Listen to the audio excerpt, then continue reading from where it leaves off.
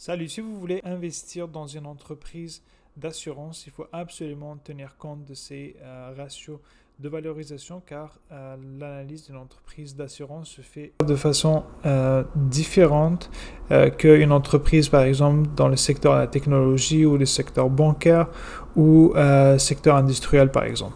Donc on va commencer par voir juste en général, puis à la fin on va voir une analyse avec un exemple concret que j'ai tiré sur une entreprise que je suis pas mal depuis quelques temps. Peu importe, ça va être le modèle économique et les sources de profit. Ici, pour une entreprise d'assurance, donc on va aller voir c'est quel type d'assurance. Est-ce que c'est une assurance qui va couvrir l'assurance auto, habitation, commerciale, ou c'est des assurances qui vont vendre des assurances vie. La proportion des revenus, ça va être les primes versus les revenus d'investissement et la présence à l'international, diversification géographique. Comme vous savez qu'il y a certaines entreprises dans l'assurance qui vont être vraiment spécifiques au pays et d'autres qui vont être vraiment à l'international. Et l'entreprise qu'on va voir à la fin, ça va être une entreprise qui est quand même à l'international, même si elle serait basée ici au Canada. Donc, le deuxième critère qu'on va voir, ça va être le critère de la rentabilité technique. Ici, on peut aller chercher les ratios loss ratio. Ça va être les sinistres comparativement aux primes qu'ils ont reçues. Ça va montrer la fréquence et la gravité des sinistres. Ça va permettre d'évaluer la proportion des primes utilisées pour payer ces sinistres. Car comme vous savez, une entreprise dans l'assurance ne va pas vendre un produit physique, elle va vendre plus un risque ou une couverture pour ses clients. Le deuxième critère, ça va être le ROE ici. Je pense pas mal de monde le connaissent. Donc la formule, ça va être le résultat net qu'on va diviser sur les capitaux propres. Ça nous permettrait de mesurer la rentabilité des fonds propres, très utile dans le secteur qu'on est en train d'étudier. La marge bénéficiaire nette, c'est le résultat net qu'on va diviser sur les primes nettes acquises, qui est complètement différente des autres secteurs. Ça va indiquer la capacité à générer du bénéfice à partir des revenus d'assurance. Ensuite, ça va être le expense ratio, ça va être mesuré ou calculé, si vous voulez, c'est la charge d'exploitation qu'on va diviser par les primes nettes acquises. Ça va permettre d'indiquer l'efficacité opérationnelle pour cette entreprise qui est dans l'assurance. Par la suite, ça va être le ratio combiné. C'est vraiment le ratio le plus important selon moi, puis selon plusieurs études que j'ai consultées pour l'analyse d'une entreprise d'assurance. Sa formule, ça va être les sinistres plus les frais d'exploitation qu'on va diviser sur les primes nettes acquises par l'assureur. Ici, on voit que ça va indiquer la rentabilité technique si, mettons, ce ratio il est inférieur à 100, donc l'activité d'assurance est profitable sans investissement. Mais si on voit que c'est plus que 100%, la compagnie dépend des revenus financiers. Donc, c'est un des ratios les plus importants pour une entreprise dans l'assurance. Par la suite, on va aller voir un autre ratio qui est important de regarder pour les autres secteurs également, mais il va y avoir des petites différences comparativement aux autres secteurs ici qu'on va voir. Donc, on va commencer par le ratio de solvabilité qui va être différent d'un pays à l'autre. Comme aux États-Unis, ça va être le Solvency Ratio. Au Canada, ça va être le TSAV. Et en l'Union européenne, ça va être le Solvency 2. Donc, sa formule, ça va être les fonds propres disponibles qu'on va diviser sur les capitals requis pour l'entreprise. Ça va mesurer la capacité à faire face aux engagements à long terme. Donc, si c'est plus que 120 à 150, ça veut dire que c'est très solide. Le taux de renouvellement ici, c'est bien évidemment... c'est facile à comprendre. Dans le fond, c'est combien de clients vont être fidèles à cette entreprise et vont renouveler leur police d'assurance. Ici, ça va être surtout pour les assureurs et les biens et dommages aux santé, montre la stabilité du portefeuille clients, les meilleurs assureurs maintiennent des taux d'un peu plus de 85% des rétentions. Ici, ça va être la prime nette qu'on va diviser sur les primes brutes. Ça va montrer la part du risque conservé par l'assureur, non cédé au réassureur. Sens. Un taux élevé signifie une plus grande exposition directe au risque, mais aussi plus de marge si bien géré. Le ratio d'endettement maintenant utile aussi autant pour cette entreprise que n'importe quelle autre entreprise dans les finances. Donc, ça va être les dettes qu'on va diviser sur les capitaux propres, important pour évaluer sa stabilité financière. Et par la suite, on va voir les réserves techniques. Donc, c'est des réserves des primes. Ça va être réserves techniques qu'on va diviser sur les primes nettes acquises. Ça permet d'évaluer la prudence de l'entreprise dans la constitution de ses provisions pour d'éventuels risques sinistres ou peu importe. Donc l'autre critère, ça va être la gestion du portefeuille d'investissement, car les entreprises dans l'assurance, quand ils vont recevoir les primes d'assurance qui ont été payées par les clients, ils n'utilisent pas tout. S'il n'y a pas de sinistre ou de réclamation qui se fait, donc il va y avoir quand même de l'argent qui va être gardé. Et cet argent-là, la plupart, si c'est pour pas dire que toutes les entreprises dans les assurances utilisent cet argent-là pour faire des investissements et vont avoir un rendement sur cet investissement. Donc, c'est ce qu'on va regarder, le rendement du portefeuille d'investissement. Ça va être le revenu financier sur les actifs investis, indique la performance active générée par les assureurs. Par la suite, allocation d'actifs ici, comparativement mettons, à un investisseur particulier, ça va être dans quoi il a investi. Est-ce que c'est des actions, est-ce que c'est des obligations? Si c'est beaucoup d'actions, ça va être considéré comme un peu plus risqué que des obligations, mais il va y avoir une différence. Par exemple, les actions vont tendre à avoir plus de performance comparativement aux obligations. Les assureurs vie dépendent plus des taux d'intérêt pour comprendre le profil de risque et la sensibilité au marché. Et en dernier, ça va être la sensibilité au taux d'intérêt. Une hausse des taux d'intérêt, ça va être bon pour les assureurs vie surtout. Et une baisse, ça va être une pression sur les marges de ces derniers. À la suite, comme toute autre entreprise, on va chercher de la croissance. Croissance en premier des primes nettes. Dans le fond, c'est des polices d'assurance qui vendent. À chaque année, il va y avoir une croissance de cette prime qui vont vendre. Ça reflète l'expansion des portefeuilles clients sur plusieurs années pour évaluer l'expansion portefeuille client. Ici, croissance des résultats nets, ça montre la capacité à dégager plus de bénéfices année après année. Et la croissance des actifs sous gestion pour les assureurs qui génèrent aussi des produits d'épargne indique la capacité à attirer et à gérer l'épargne. Et pour finir, il faut bien valoriser des entreprises. Et pour les entreprises dans l'assurance, on va utiliser principalement deux ratios qui vont être le price to book, que généralement on utilise peu dans les autres. Moi, personnellement, j'utilise vraiment très peu pour les autres entreprises, mais le price to book, ça va être dans le fond la capitalisation boursière qu'on va diviser sur les capitaux propres, très pertinent dans les assurances. Comme vous voyez, donc un price to book inférieur à 1 peut indiquer une sous-valorisation si bien évidemment la solvabilité est saine. Ensuite, le deuxième ratio, ça va être la valeur comptable par action, ce qu'on appelle en anglais book value per share.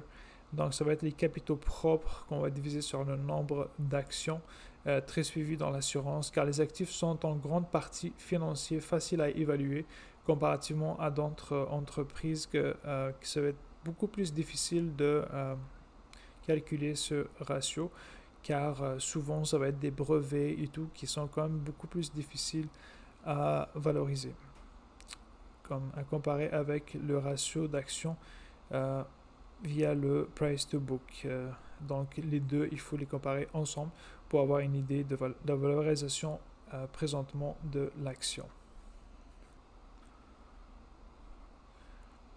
Donc maintenant, c'est fait un petit résumé avec un tableau pour que ce soit beaucoup plus facile, que je vous suggère maintenant si vous voulez acheter des entreprises dans ce secteur d'activité, c'est de vous faire un petit tableau juste pour voir les points les plus importants à regarder. Ici, on va juste faire un petit retour rapide. Donc, les catégories, ça va être rentabilité technique, rentabilité des actionnaires, solidité financière, gestion financière et la valorisation. Ici, vous avez tout bien expliqué et pourquoi c'est important de l'utiliser. On va commencer par voir et faire une analyse d'une entreprise dans l'assurance. C'est un exemple qui est réel. C'est une entreprise d'assurance au Canada qui est Intact Direct. C'est une entreprise qui est à l'international également en Europe ainsi qu'aux États-Unis. Donc, j'ai choisi cette entreprise parce que c'est vraiment une entreprise qui a eu une très belle croissance, un très beau modèle d'affaires. Donc, Intact est un assureur qui va assurer les incendies, les accidents, les risques divers. Elles vendent des contrats d'assurance auto, habitation, entreprise, également dans la santé. Ces sources de revenus proviennent principalement des primes d'assurance qu'elle va vendre à hauteur de 90% des revenus totaux. Le revenu d'investissement, portefeuille financier, comme qu'on avait vu, grâce aux investissements qu'elle fait après avoir reçu les primes d'assurance payées par les clients, la gestion de l'épargne, acquisition qui permettent d'élargir l'offre à l'international, comme dans le cas de cette entreprise. Donc, on va commencer par ces gestions des investissements. Donc, le rendement du portefeuille, ici, je suis allé chercher pour 2023, c'était à hauteur de 3,7%. Les actifs investis est un peu plus de 25 milliards de dollars canadiens. La répartition ici, on voit qu'elle a 75% d'obligations, 10 à 12% qui vont être dans les actions immobilières à hauteur de 13%. Comme on avait vu, les obligations donnent un plus faible pourcentage que les actions. Si on voit qu'elle a vraiment surpondéré les obligations, d'où cette performance du portefeuille à seulement 3,7. Mais on peut dire que l'entreprise joue sur la prudence et n'a pas beaucoup d'actions dans ce cas. Fait que ça peut jouer sur le rendement, mais on est certain que si éventuellement il y a un crash boursier ou quoi que ce soit, donc elle va pouvoir récupérer son argent car elle est juste exposée à environ 12% dans les actions. Donc présentement, l'entreprise Intact, ici au Canada, les taux tendent à baisser. Donc, elle a profité durant les 2 dernières années où les taux étaient vraiment élevés. Donc, ça a permis d'augmenter ses revenus d'intérêt. Futur sur maintenant les obligations. Un faible taux, ça va être une pression sur le marché. Présentement, il n'y a pas eu vraiment d'impact réel sur ces marges. Je vais aller regarder rapidement. Il n'y a pas vraiment eu d'impact réel sur ces marges. Donc ici, ça va être des tableaux qui vont détailler chacun des critères à évaluer. On va commencer par le critère de rentabilité qu'on a vu plus tôt, mais spécifique à l'entreprise Intact Assurance. Même chose ici, on va commencer par le combined ratio de 92 et qui va être de 92 et 7%. Excellente rentabilité technique. On avait vu plus haut, si on retourne au schéma qu'on avait vu un peu plus tôt pour voir qu'est-ce que ça disait. Donc ici, ça disait que si c'est plus bas que 100%, l'activité d'assurance est profitable sans investissement. Donc elle est capable de générer de l'argent. Par la suite, le retour sur le ROE, ici retour sur investissement, c'est de 15,7%. C'est un très bon retour pour les actionnaires qu'elle a tenu à travers les 10 dernières années, qui oscille entre 15 et 16%. Le loss ratio à hauteur de 63%, ce qui nous indique une bonne maîtrise des sinistres pour cette entreprise. L'expansion ratio est à 29, efficacité des opérations également qui est bien démontrée ici pour cette entreprise. Donc ici pour l'analyse de cette entreprise, c'est vraiment pour vous montrer un exemple concret que j'ai fait. Mais bien évidemment, il faut aller regarder sur le long terme, sur les dernières années. Ici, je ne pouvais pas aller chercher toutes les... sinon, ce serait vraiment très long pour analyser un par un. Mais si vous devez acheter une entreprise, bien évidemment, il faut aller le faire. Mais ici, j'ai juste pris pour 2023. Donc, juste pour donner une idée des différents ratios de cette entreprise dans l'assurance. Par la suite, le deuxième critère qu'on va voir, ça va être la santé financière. On a vu qu'au Canada, c'était le TSAV, c'est le critère de solvabilité. Donc, pour 2023 également, est à 198. Puis, on a vu qu'on visait entre 120 et 150. Ici, c'est un très bon niveau de capital réglementaire. Pour cette entreprise, le taux de rétention est vraiment élevé également, est à hauteur de 90%. Elle va conserver une bonne partie du risque. Réserve technique pour cette entreprise qui détient 16,5 milliards de dollars. Elle reflète une gestion prudente des sinistres. Comme on avait vu, elle n'investissait pas vraiment dans les actions. Elle avait quand même une plus grosse portion de ses réserves sous forme d'obligations à hauteur de 75%. Ensuite, les indicateurs de valorisation, on avait vu que deux qui étaient intéressants à regarder pour cette entreprise. On va regarder le book value par action. C'est à hauteur de 79 $ canadiens. Ça représente la valeur nette par action. Mais présentement, elle est le cours actuel est à 165 dollars canadiens. Donc, ça serait le prix à payer pour cette entreprise en ce moment, en 2025. Et le price to book ratio de 2.1 qui est un petit peu plus que 1%. Donc, on peut voir que les investisseurs ils croient vraiment beaucoup à cette entreprise. Donc, ils la valorisent quand même un peu plus cher que les autres entreprises que j'ai vues au Canada qui étaient autour de 1.5, 1.3. Ensuite, l'indicateur de croissance, la croissance des primes, on a vu qu'il y a eu une croissance de plus de 10% d'une année sur une autre. Donc, Intact continue d'élargir son portefeuille. Les résultats nets ajustés étaient à hauteur de 2,4 milliards de dollars. Une solide performance sur la dernière année. Ensuite, l'expansion ici, ça parle que l'expansion s'est faite au niveau des USA, au niveau de la Grande-Bretagne et ainsi que le reste de l'Europe. Donc, on voit qu'elle a quand même une croissance qu'elle va aller chercher en ayant accès à ces nouveaux marchés. Quelque chose qui va vendre des abonnements, etc. dans le cloud et payer. C'est complètement différent d'une assurance qui ne vont pas nécessairement quelque chose de physique qu'on peut voir. Ça va être vraiment un autre style de modèle économique. Donc, c'est très important de connaître ces indicateurs à aller chercher si vous êtes intéressé à investir dans les assurances. Donc, si vous avez aimé, juste likez puis vous abonnez, puis on se retrouve pour une prochaine vidéo.